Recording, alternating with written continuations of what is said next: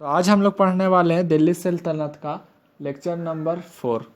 तो ये पढ़ते हैं। तभी हम लोग क्या पिछले लेक्चर में पढ़ रहे थे कि जियाउद्दीन बलबन किस तरीके से आता है जब सत्ता पे, तो वो कैसे कैसे चेंजेस करता है। तो उसमें से एक जो चेंजेस है उसको आगे भी हम लोग और पढ़ेंगे। Special officer were appointed by him to collect revenue from peasant, establish direct contact with masses. ठीक है, तो उसके बाद फिर क्या किया, जियाउद्दीन बलबन जो था, ठीक है, वो स्पेशल ऑफिसर अपॉइंट किया। स्पेशल ऑफिसर अपॉइंट किया। क्यों स्पेशल ऑफिसर अपॉइंट किया? ताकि वो रेवेन्यू कलेक्ट करके, जो टैक्स का पैसा है उसको कलेक्ट करके उसको पीजेंट से, जो वहाँ के कारोबारी हैं और जो वहाँ के उसके दिल्ली सल्तनत के अंदर जो किसान है उससे टैक्स कलेक्ट करके दे उनको, और वो डायरेक्ट कांटेक्ट रहे। मतलब वो जो था पहले जो सिस्टम था ये सब करता था, ज़्यादातर नोबल्स के हाथ में था, उस चीज़ को ये ख़त्म कर देता है। He recognized the army, restored law and order and maintained her efficiency spy system. He clearly jungle around Delhi to settle colonies of around the soldier to check any disturbance. He supposed revolt Bengal and build fort to guard his empire against the possible Mongol attack. उसके बाद क्या करता है कि ये जो अपने सेना में जो है स्पाई को रखता है, मतलब अपना जासूस को रखता है, ठीक है, ताकि इसके खिलाफ कोई विद्रोह होने वाला है सैनिक के अंदर, तो इसको ये पहले से पता चलता रहे। और उसके बाद ये जो था जियाउद्दीन बलबन, वो क्या कर रहा था कि वो जो दिल्ली सल्तनत के इर्द गिर्द जो जंगल था उन सब जंगलों को कटवा देता है, ठीक है, और वहाँ पे फोर्ट बनाता है, ताकि बंगाल का जो इलाका है वहाँ पे इसलिए फोर्ट बनाता है ताकि वहाँ अपने सेना को वो खड़ा करता है, और इस वजह से ताकि मंगोल है वो उस पर अटैक ना कर पाए। ठीक है, उसके बाद Balban died in 1287. He succeeded weak ruler. His slaves dynasty come to end in 1290 and a new dynasty, the Khilji comes to power. उसके बाद क्या होता है, जो बलबन साहब है उनका मौत हो जाता है 1287 में, ठीक है, और इसके जो वंशज जो होते हैं वो बहुत वीक हो जाते हैं, मतलब इनके जैसा पावरफुल, बलबन के जैसा पावरफुल नहीं रहते हैं। तो इसका जाने में फिर क्या होता है कि डायनेस्टी ख़त्म हो जाता है, और उसके बाद फिर नया डायनेस्टी का उदय होता है जिसको बोलते हैं खिलजी डायनेस्टी। तो आइए खिलजी डायनेस्टी के बारे में पढ़ेंगे।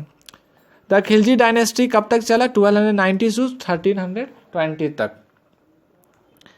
The Khilji sultanates ruled for 3 decades after the overthrowing the last sultan of the slave dynasty. तो खिलजी सल्तनत जो था वह तकरीबन 1290 से 1320 तक चलाया, यानी इसमें तकरीबन 30 साल खिलजी डायनेस्टी चलता है। उसके बाद पहला रूलर का क्या नाम है? जलालुद्दीन फिरोज खिलजी, जो 1290 से 1296 तक रहा। इसका कार्यकाल देखेंगे। Jalaluddin Khilji was the first ruler of the dynasty. ये पहला रूलर था इस डायनेस्टी का। He adopted soft policy towards the Mongol and married off the one of his daughter to Mongol leader Ulugh Khan. He was succeeded by his nephew Ali Gurshasp who took the title of Alauddin. उसके बाद क्या होता है, जब फिरोज खिलजी आते हैं तो अभी तक क्या होता है, वहाँ दिल्ली सल्तनत में जो भी काबिज रहता है वो सब को मंगोल से डर लगता है। लेकिन ये जो है जब आता है जलालुद्दीन फिरोज खिलजी, तो ये एक सॉफ्ट, उसके मंगोल की तरफ एक सॉफ्ट नज़रिया अपनाता है, और मंगोल की जो एक बेटी है, वहाँ की मंगोल सल्तनत का एक बादशाह है जिसका नाम उलुग खान है, उसकी बेटी से ये शादी करता है। और इसका जो है यानी जलालुद्दीन फिरोज खिलजी जो है, इसको ओवरथ्रोन यानी इसको सत्ता से हटा के उसका भतीजा जो होता है वो उसको सत्ता मिलता है, और वो अपना टाइटल अलाउद्दीन रखता है, वही जिसका नाम अलाउद्दीन खिलजी है। तो अलाउद्दीन खिलजी का कार्यकाल को देखते हैं। अलाउद्दीन खिलजी 1296 से 1316 तक चलाया। ये एक ब्रिलियंट जनरल था, ये बहुत अच्छा एक सेनापति था और एक बहुत काबिल एडमिनिस्ट्रेटर था। इसको सत्ता भी चलाने आता था, और उसके बाद जंग के मैदान में अपना सेना का नेतृत्व करने में भी इसमें महारत हासिल था। अच्छा, ये एक्सपैंड क्या इलाका को जो जीता है उसको हम लोग आज देखेंगे। His consequent include annexation of Gujarat in 1299, Malwar 1305, Ranthambore in 301। देखो, गुजरात 1299 को ये का इलाका जीतता है, मलवार जीतता है 305 में, और रणथंभौर को जीतता है 301 में, और चित्तौड़ और जलोर को 303 में जीतता है। Then he sent a huge army toward the Deccan under his trusted general Malik Kafur। और उसके बाद जब इस इलाका को जीत लेता है तो वो दूसरे आगे जीतने के लिए अपने सेना को भेजता है, बहुत बड़े सेना के साथ दक्कन के इलाका में, जिसका उस टाइम को जनरल बना के भेजता है मलिक कपूर को। He defeated the Yadavs, Kshatriyas, Hoysalas and Pandyas, इन सब को वो हरा देता है। Alauddin was the first ruler of Delhi to cross Vindhya mountain, और अलाउद्दीन जो है दिल्ली सल्तनत का पहला ऐसा बादशाह बना जो कि विंध्या माउंटेन को, विंध्या पहाड़ जो है उसको क्रॉस कर पाया। He allowed defeated ruler to continue as a ruler, but he has paid tribute to him and acknowledged his supremacy. तो इसका जो था अलाउद्दीन खिलजी का क्या तरीका था कि जब ये किसी बादशाह को हरा देता था जंग के मैदान में, तो वो बोलता था कि नहीं ठीक है, आप ही सत्ता पे रहिए, आप ही चलाइए, लेकिन आपको हमको टैक्स देना पड़ेगा और मेरा दबदबा को मानना पड़ेगा, यानी इसको सुप्रीम मानना पड़ेगा अलाउद्दीन खिलजी को। ये मारता नहीं था जिसको ये हराता था, ये चांस देता था कि फिर से आप सत्ता पे रहिए, लेकिन हमको मानिए कि हम सुप्रीम हैं। इकोनॉमिक रिफॉर्म, अच्छा जब अलाउद्दीन खिलजी सत्ता पे आया, जब ये बादशाह बना, तो क्या क्या इकोनॉमी का क्या क्या चेंजेस लाया, सो को देखना है। Alauddin Khilji order the measurement of all land under cultivation. The land was divided into 3 different category according to its fertilizer and tax खराज was fixed accordingly.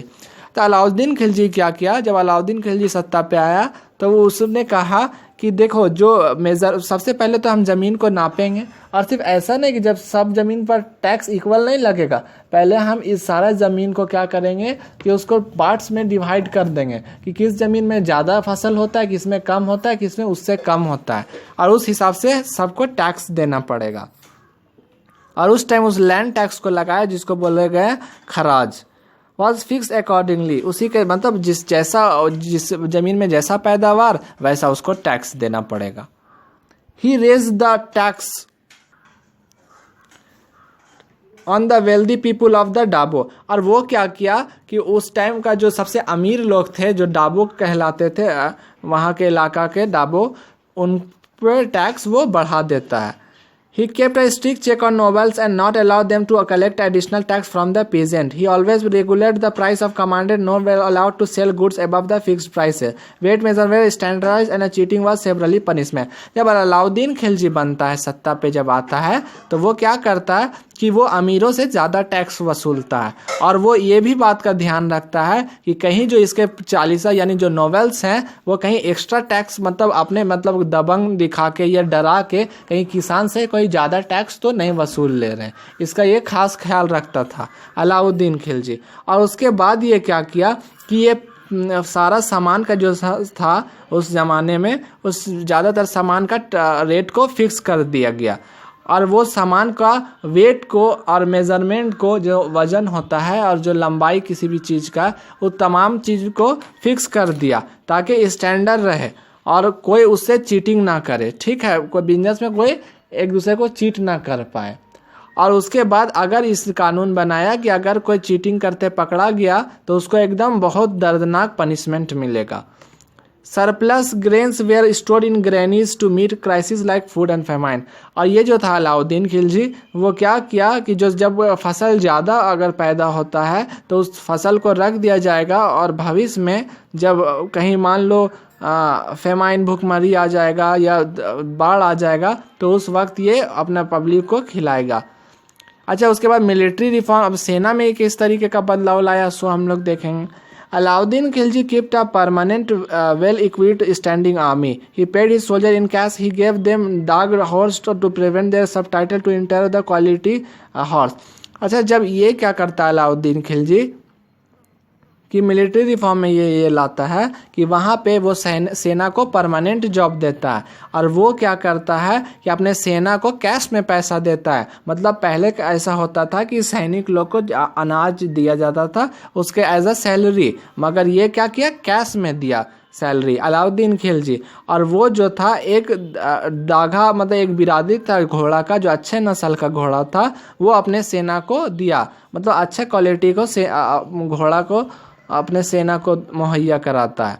A detail description of each soldier were kept with the sultan. और ये क्या किया कि अब पूरा detail एक एक सैनिक का मतलब अपना दिल्ली सल्तनत के अंदर जो था एक एक सैनिक का जो डिटेल्स था उसको ये रखता था Alauddin Khilji. Third for a short period Alauddin व rule over an empire as large as the Ashoka and the great. हाँ, लेकिन इसमें आगे बताया गया है कि अलाउद्दीन तो बहुत कम समय तक राज किया, लेकिन बहुत बड़े इलाका में राज किया, जैसा कि अशोक सम्राट राज किया। ये बहुत बड़े एम्पायर में राज किया था अपने ज़माने में अलाउद्दीन खिलजी। और ये देखिए आप लोग का मैप में बताया गया, ये सारा जो इलाका वो सब अलाउद्दीन खिलजी के अंदर में था। इतना बड़ा एक्सपैंड हुआ था।